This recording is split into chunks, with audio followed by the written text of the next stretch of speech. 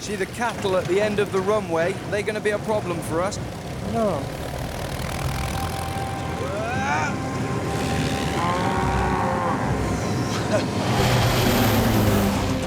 On our crowded planet, there are still beautiful and little-known wildernesses. But for the determined adventurer, there is a way to reach them. Oh my God, I've just seen the airstrip.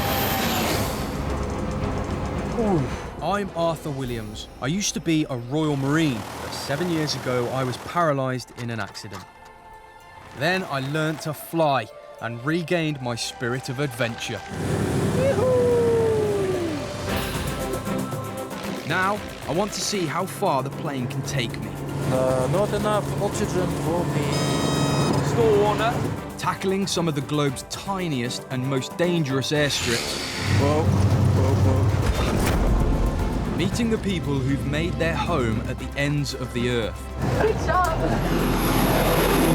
And exploring the world that only flying can reach. I've walked on ground that nobody has ever walked before.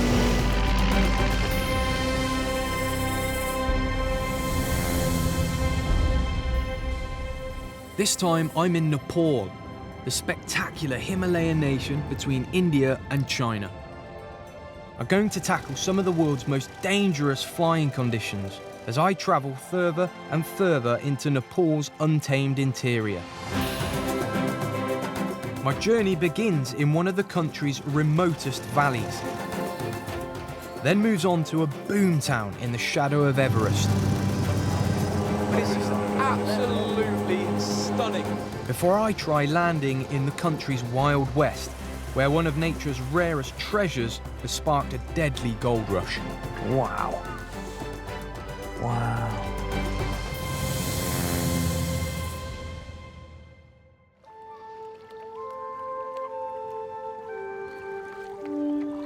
This is Pocra, a city in the west of Nepal. Once a stop on the trade route between China and India, it's now the base for tourists on the Annapurna mountain trail. But most tourists will never see the place I'm trying to get to. The valleys near here are dotted with tiny villages, only just emerging into the modern world, and I'm heading to one of them. We've just arrived at the airport for my first flight over the Himalayas in a tiny little microliner. Cannot wait. You can see down here just all the little ultralight microlights lined up.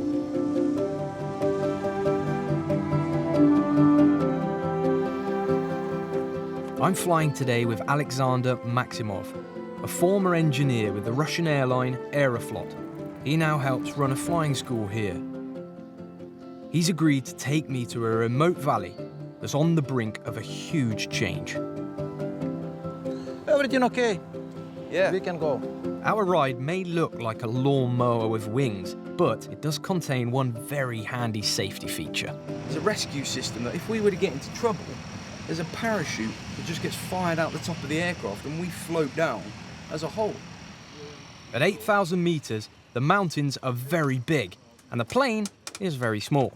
But at least it has a lot of instruments. You can see outside temperature is 30 degrees already.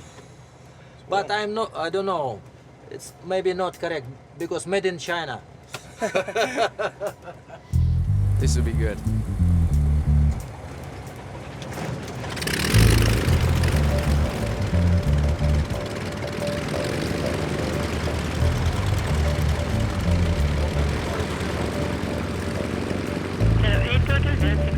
Taxi 245. Deep control zone climbing 12,500 feet for door button. 5 knots, runway 04, please land. She's very funny. Yeah? Why? Sometimes making mistake. Who calling? Okay, stand by. That's not reassuring, Max. 671, runway 04, Greenwich 101, 625, reporting 31 down.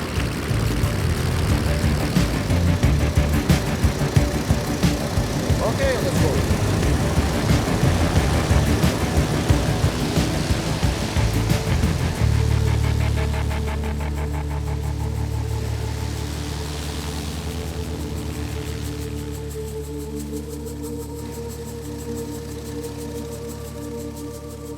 As we took off, I couldn't wait to take the reins. Okay, you can take control.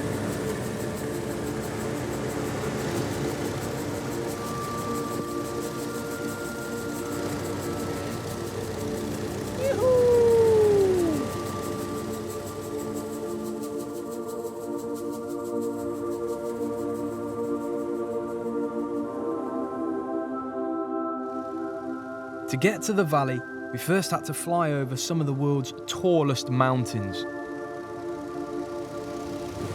We are now inside the Himalaya. As we climbed higher and higher, the temperature plummeted and the conditions became more unpredictable.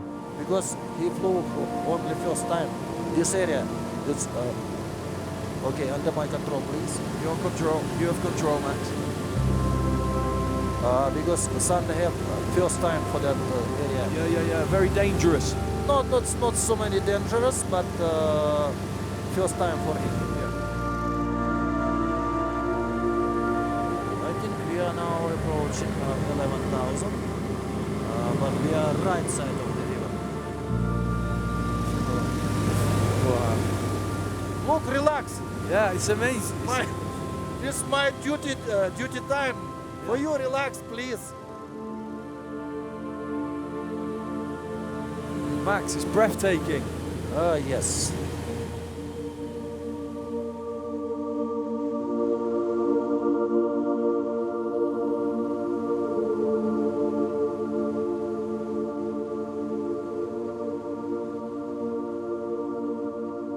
I was blown away by the beauty and the scale of the mountains. And for once, I wasn't thinking about the plane's controls until Max grabbed my attention. I don't have oxygen mask. Are you okay, Max? Not enough oxygen for me. Be ready for control. Okay.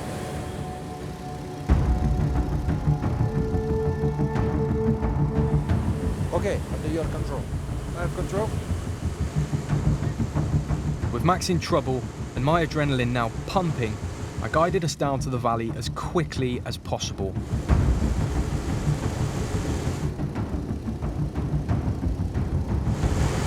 You okay? Now I am better. You have headache.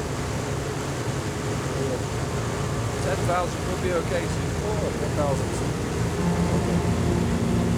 Are we okay on this course or stay with the river? No. This course correct. Okay. We're going to for the surprise. Max, aren't we getting a little low? Sorry? Aren't we getting a little low? Push. For the landing. That's the strip there. What Max called a strip looked more like a field of cows to me.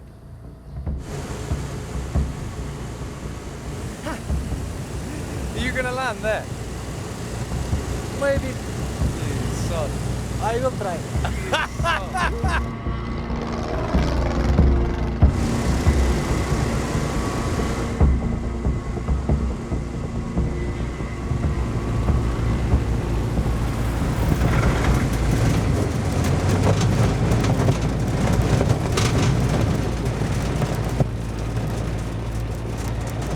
Max, you're a swine. Special for you. Good.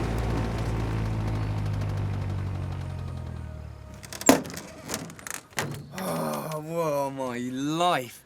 That is awesome, absolutely amazing. Some of the best flying I've ever done in my lifetime. You go through the clouds, still in sight of the surface, but out on the other side emerges these beautifully white peaks. You don't fly over them, we're flying in and around them and we're avoiding them, and there are peaks below us and there are peaks above, and it's just mountain flying at its absolute best. But, oh, the landings, hello. Hello. Namaste.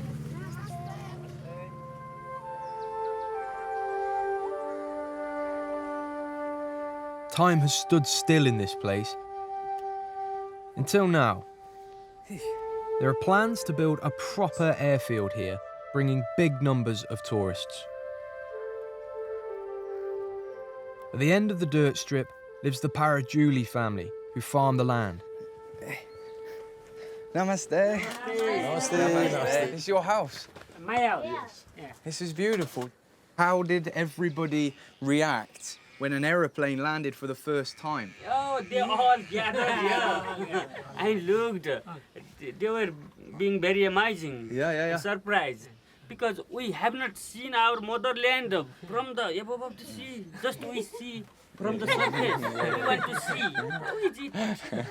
The airfield at the moment is very small. Do you want to build it and make it larger and buildings and big? Sure, they like because many tourists come here. There is bigger airport, then bigger aeroplane will come. We think so. And do you like aeroplanes? Yeah, sure. We like it. You like the flight? Yeah, you want to be a pilot. Yeah. We need to go. You need to speak to Avia Club and they'll take you flying. I'm a Nepali pilot. I'm good Nepali pilot in future. Yeah.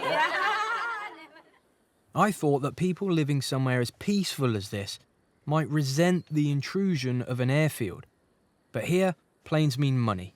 I was just bowled over by the little guy that we spoke to, how keen he was to become a pilot and his ambitions. I kind of see myself as him when I was younger, just this infectious drive and will and want to become a pilot, or just something about the sky that captivates you. Max, can you see the cattle at the end of the runway? Are they going to be a problem for us? No. No? Okay.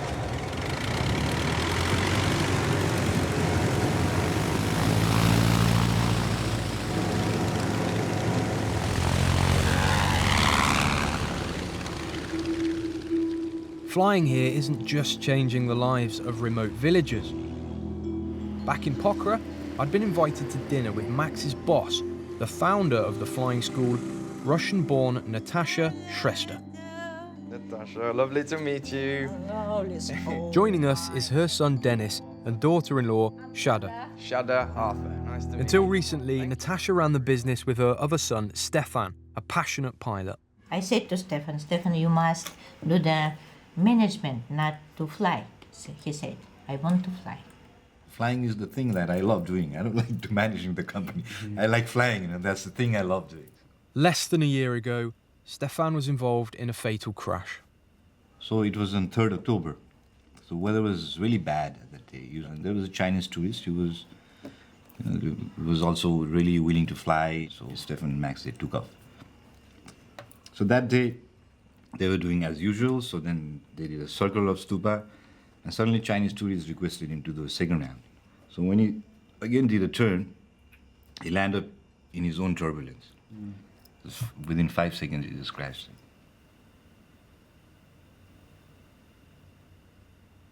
So we have flown more than 29,000 passengers, I think, and this thing happened. And this was the first incident, so we lost one of the best. So. I was born as a pilot because not everyone can be a pilot. You must be born as a pilot. You got the sense that they're a real flying family. Aviation is something that clearly runs through their veins. We've all lost loved ones. We know how hard it is and how raw those emotions can be. But at the same time, through my own experiences, I know that one of the best therapies in moving forward is talking about these things.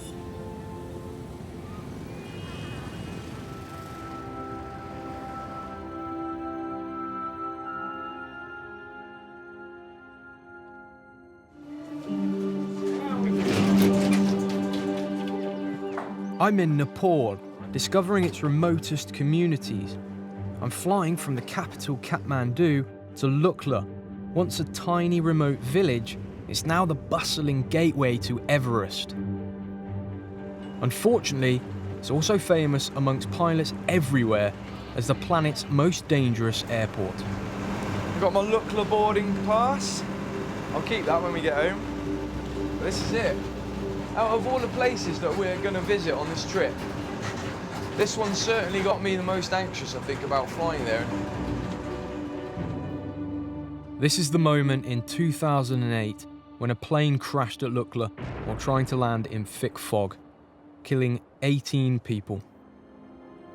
In the last 10 years, there have been 4 major crashes on this route. Even in good weather, it's an extreme landing. There are very few models of aircraft that can land there, and the de Havilland Twin Otter is one of them. It's nice to see him giving it a last-minute clean. This beauty has really opened up Nepal. It used to be a 5-day hike from here to the foothills of Everest, but now you can fly there in half an hour. Despite being a pilot, or perhaps because of it, I'm a bit of a nervous passenger. I'm really excited, really buzzing actually now, but I think when we're on board, we'll get the old sweaty palms again. On the flight, I might go a bit quiet.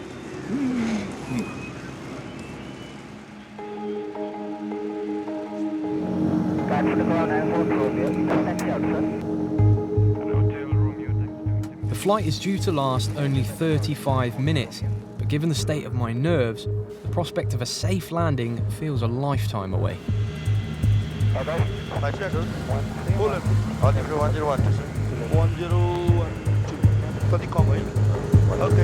This won't go away.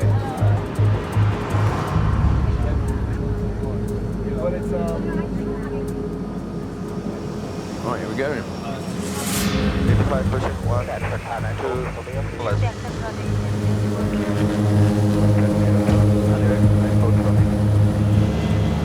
All normal. It is alive. Check.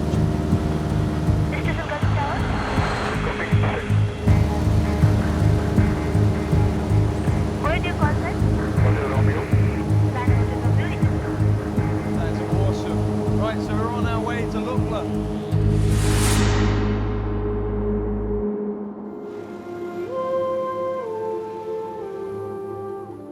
Despite the inevitable rumblings of fear, the flight to Lukla definitely has one major highlight.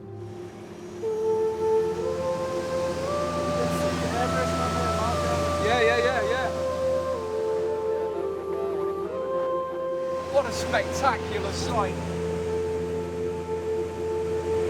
Fantastic.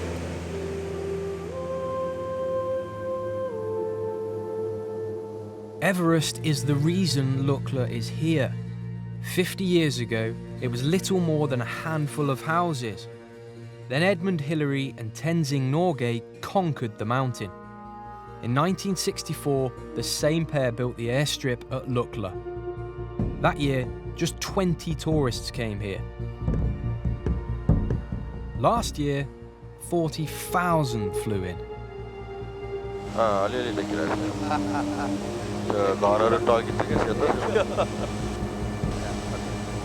Lukla's right in front of us.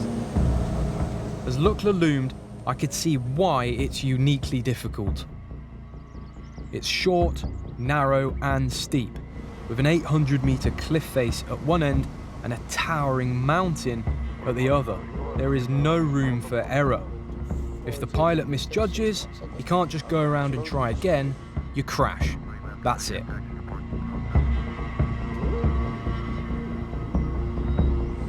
Oh wow. As we come into land, the hairs on my neck are standing on end. It's not like any airport I've ever seen. But it's just absolutely stunning. You're never going to be able to do flying like this anywhere else in the world. We're in the shadow of a mountain while still on final approach to an airport.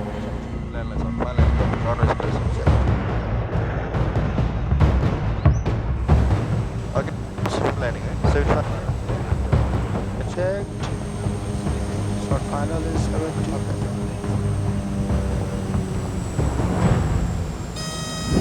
Small water. Propellers in reverse. That's right.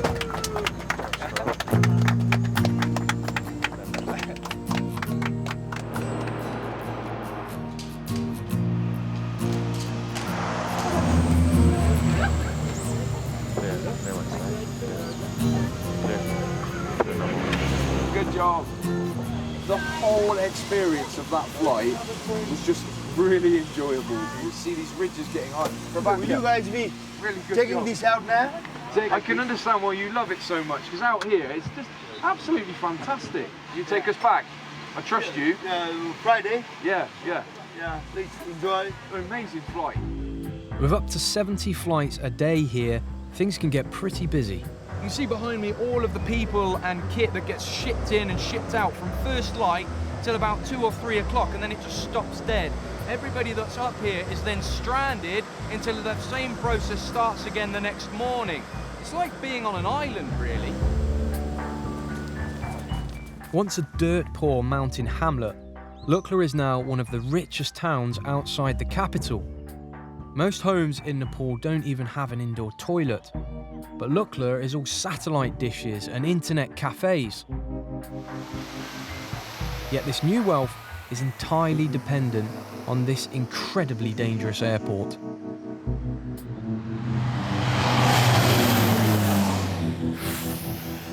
That was impressive. They sit at the end on the threshold, full power, brakes on, and then whoomph, they're off. They start this run down the hill, they're committed, and they don't take off until they're over the numbers at the other end. And remember, there's a 2,000-foot drop at that side.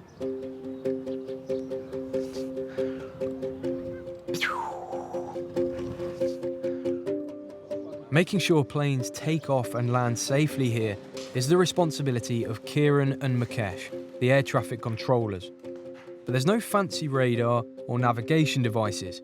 They have to do it the old-fashioned way. I want to meet them to find out how they cope. Can you guys remember the first time you approached Lukla? Yeah, obviously. It was my first time flying with a small twin-otter, and I was just thinking where this aeroplane is going to land. And I was wondering until it make a touchdown. Oh, runways, yeah, I make it. Do you worry about what the consequences could be if you get it wrong? When we started this job, I have sometimes, but now, when we sit in this hot chair, we sit in the hot chair. You're the boss. Okay, we are the boss, and we have to be concentrated, careful. A number of years ago, there was an aircraft that had too much of a landing run and went into the end of the airfield here. I haven't get any details about that, but I've seen that in the YouTube as well. Just the nose of the aircraft just hit the... That's hilarious. So you guys watch YouTube videos of accidents at your own airfield? Okay, yeah. I've seen that before I came here. I'm very jealous, actually. Yeah. This has got to be one of the best offices in the world.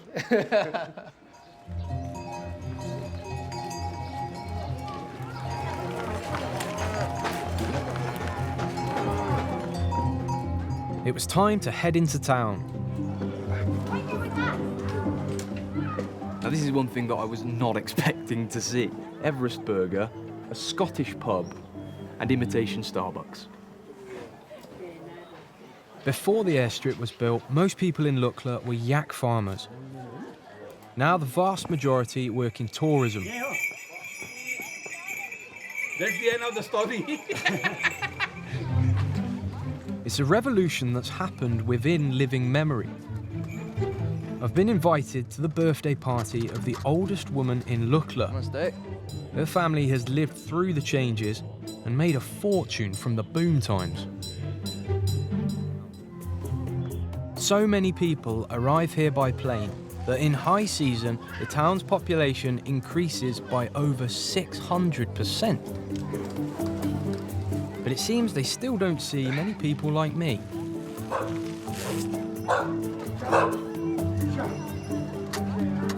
It's been interesting. I think they're definitely not used to seeing somebody in a wheelchair. It's our favourite friends. Namaste. Namaste. The adults have got as much curiosity as the kids, but the kids are, you're kind of like a little bit worried about getting them into trouble. You've got a couple of twins there. Namaste.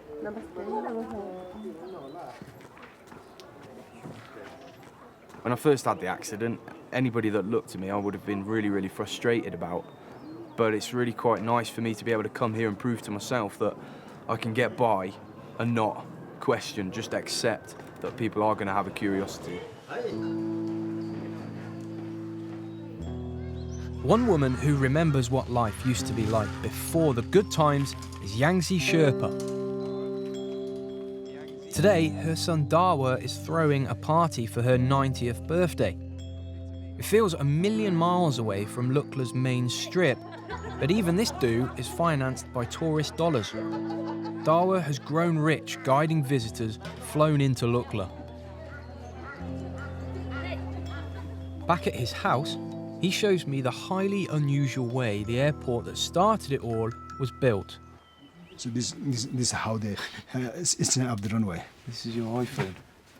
Unable to fly in heavy machinery, Hilary and Tenzing asked local Sherpas to flatten the runway by dancing on it.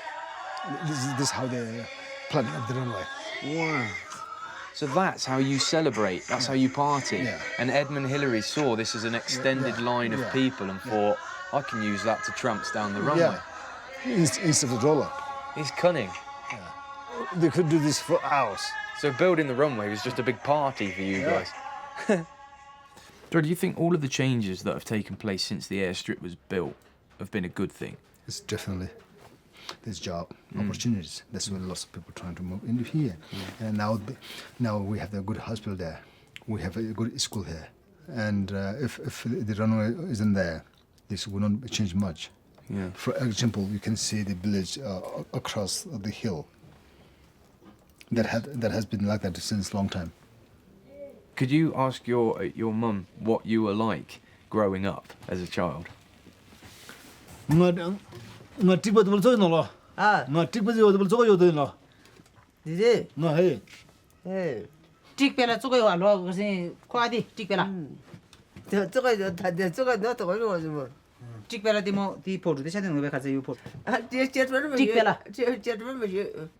way. That's you as a kid? I'm one of them.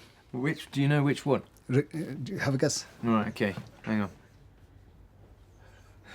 You're the short one on the left. No. The middle one. The tallest one. You're not. Yeah, I'm the tallest one. You've got the cheekiest smile on your face. And look at the trouser. Too short. Too short and covered by dirt and hundreds of holes. That's brilliant. That is brilliant. I often show this picture to my children, saying, "Look, what do you think of this?" And they say, "Time changes." Yeah. Dawa has paid for all of his kids to leave Lukla and study abroad. Every single people who are currently living in this area, they are benefiting from the airport.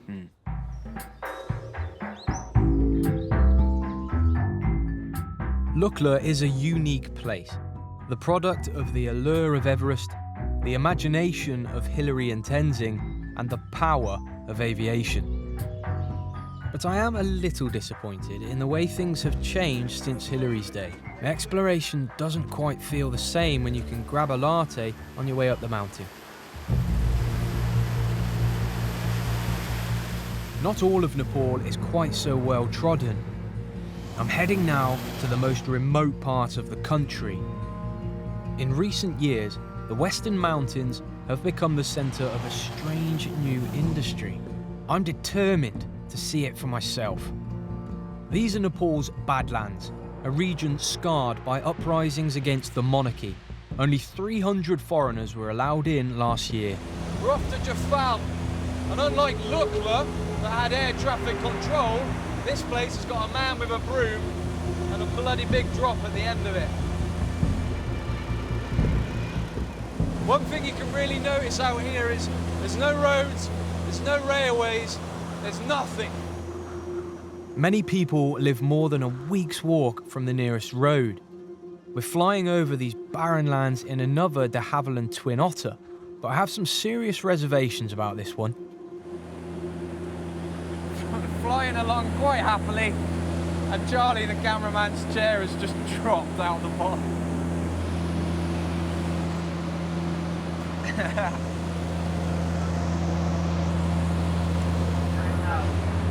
Makes me think that it breaks quite regularly. No, my dear mum, I just told her that I was going away for a few weeks filming, and she didn't ask too many questions. The passenger experience may be in need of a bit of work, But where I'm going, it's about cargo, not people. The combination of aviation and an ancient herbal remedy is bringing loads and loads of money into a very poor region and causing a kind of Nepalese gold rush. Every summer, thousands of villagers race up the mountains to harvest something called Yasa gumba. It's a tiny caterpillar that's been mummified by a fungus. Prized by the Chinese as an aphrodisiac, it's known as Nepalese Viagra. This Himalayan sex fungus is so valuable that to avoid bandits, traders transport it by helicopters and planes like this one. To get there though, you've got to brave one of the scariest looking landings around. Oh my God, I've just seen the airstrip.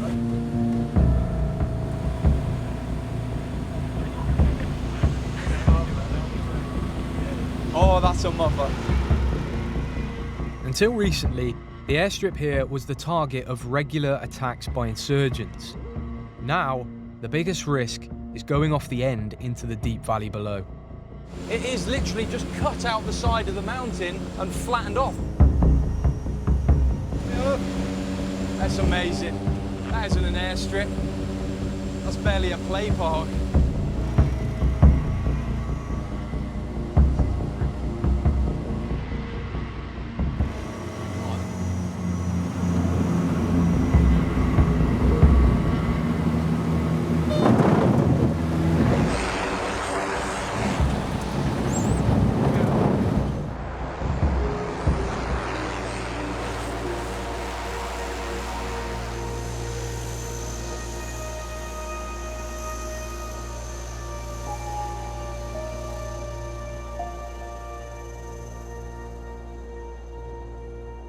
Within 10 minutes, the plane is turning around and leaving me very much alone, and with an important reminder not to sit behind an aeroplane on a dirt strip.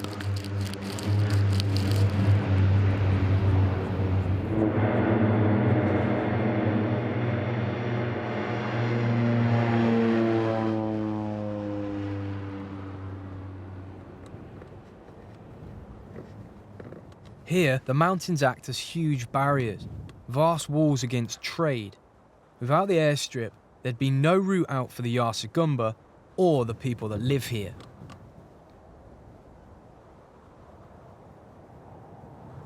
Wow, with the plane gone, all you can hear is the wind. And there's this very eerie feeling of remoteness.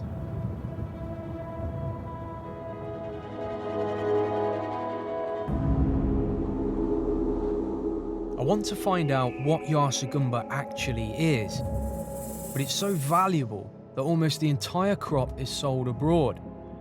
Faisal Shahi is a traditional healer and still has some. He's used Yasa gumba to treat his patients since his grandfather taught him how to 40 years ago. Tariq Shahi is his nephew and my guide.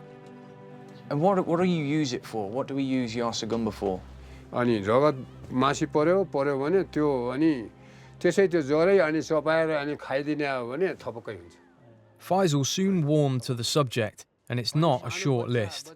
It helps lungs, kidneys, increases energy and vitality, stops hemorrhaging, decreases phlegm, cures backache, helps chronic cough and asthma, anemia.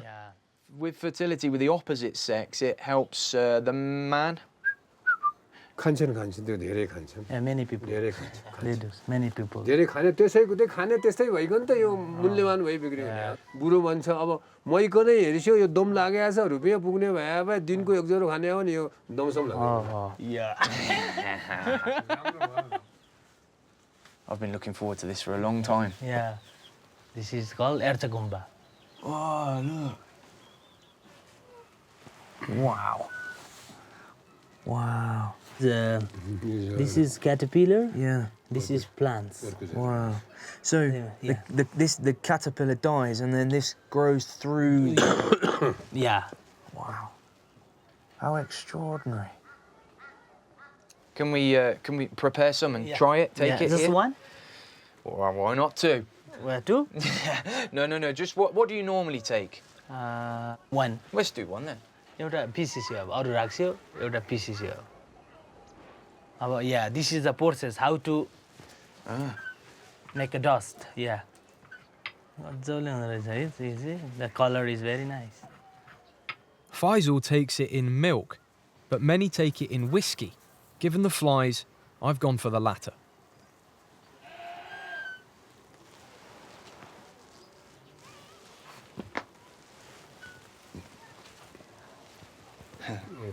Yeah.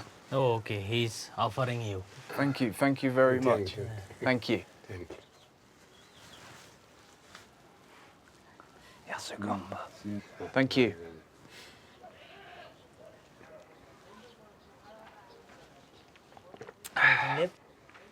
Obviously, it tastes like the whiskey very much, very fine, quite gritty.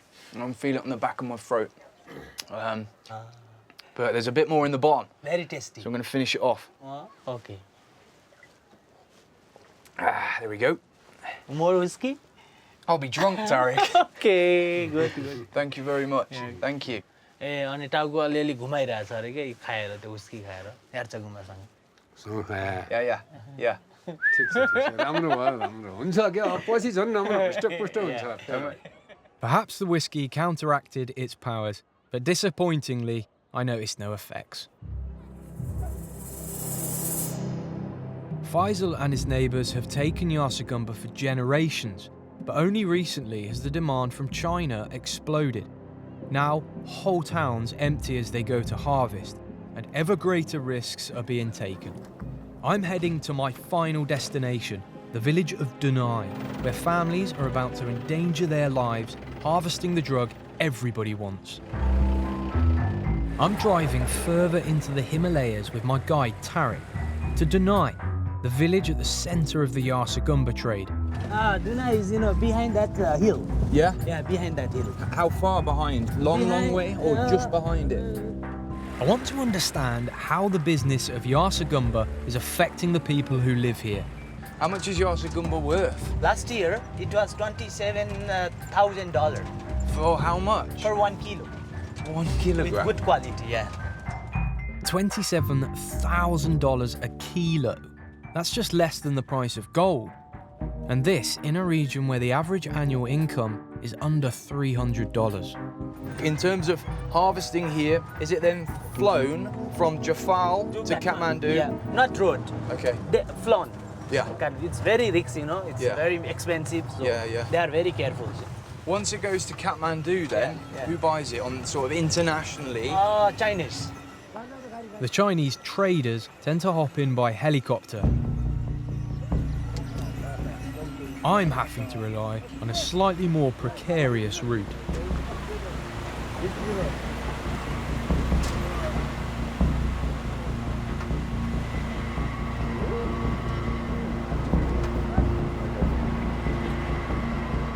As we approach Dunai, the crowds are growing. At peak time, over 20,000 people leave their homes and head up the mountains. From Jafar, we could see loads and loads of people down here in the valley floor, but I was not expecting the sheer number of them and the diversity as well. There are kids as young as, 6, 7, donkeys and yaks and mules with chickens tied to the back, a never-ending stream of people coming past them.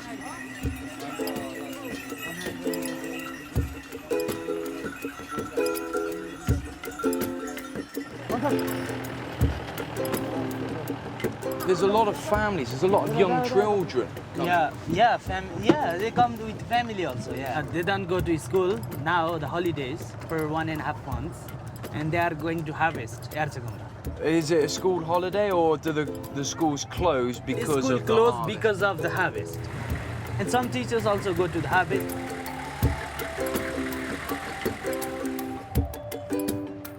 Tariq, is this Dunai? Dunai. Despite the best efforts of the power cables, we make our way into Dunai. There's a strange atmosphere in town. What's with all of the police? Yeah, I think they have some special program today. What are the police here for? Are they for people's safety and as well as...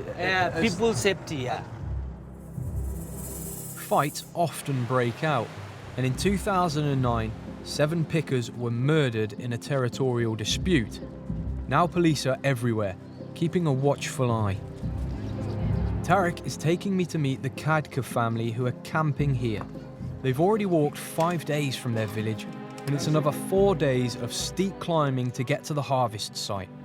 When do they go up into the mountains? When do they go? Tomorrow. They are go tomorrow? Yeah, they are going tomorrow. What's it like up in the mountains?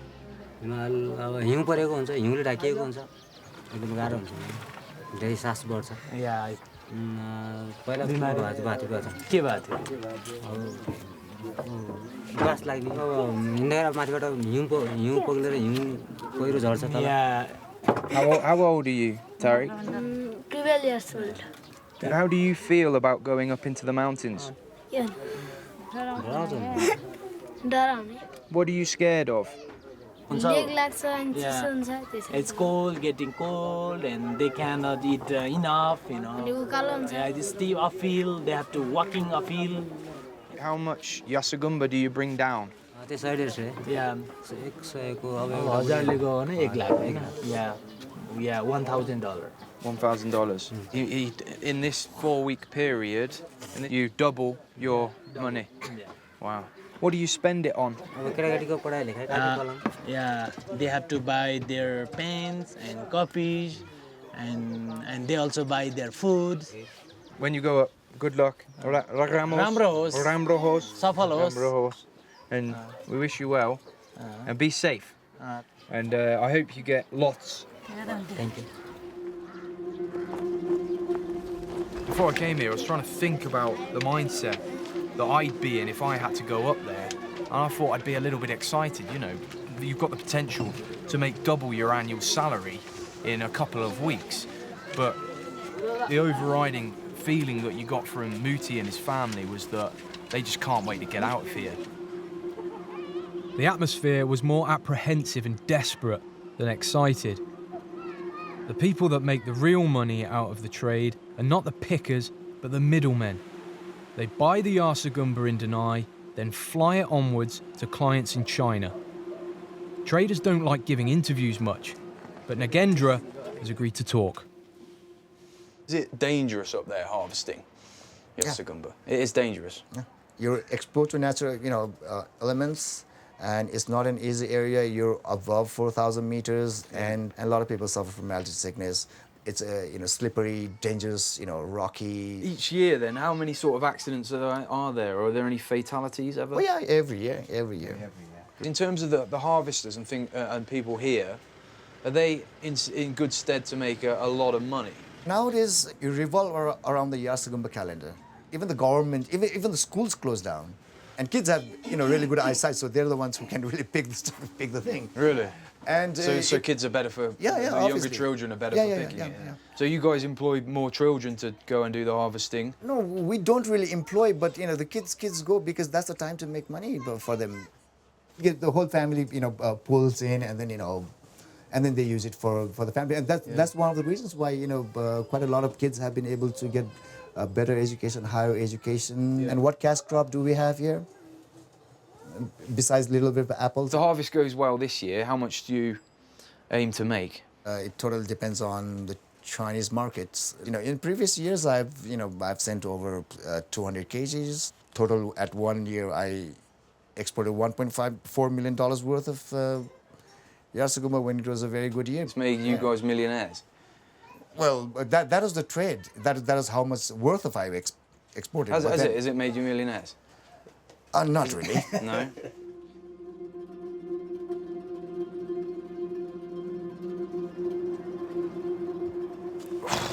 That bloke in there, I just want to punch him so hard in the face.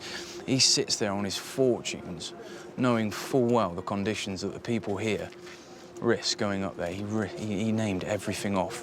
And he knew full well, and he sits there, sly in the corner, making however much money.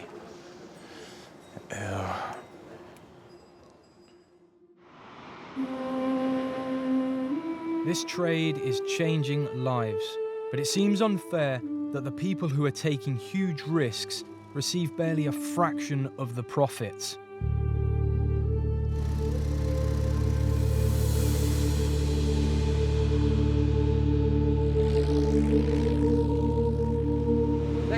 no question that flying in Nepal can be a very, very dangerous activity.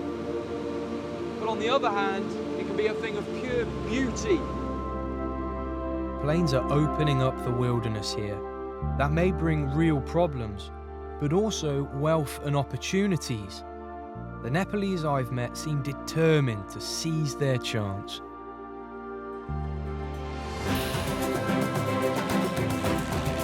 Next time, I'm in Australia. Oh, Fred, this is awesome. Good fun, eh? Wow. And Papua. That's big, big cliff rainforest in front. We are going to land this airplane.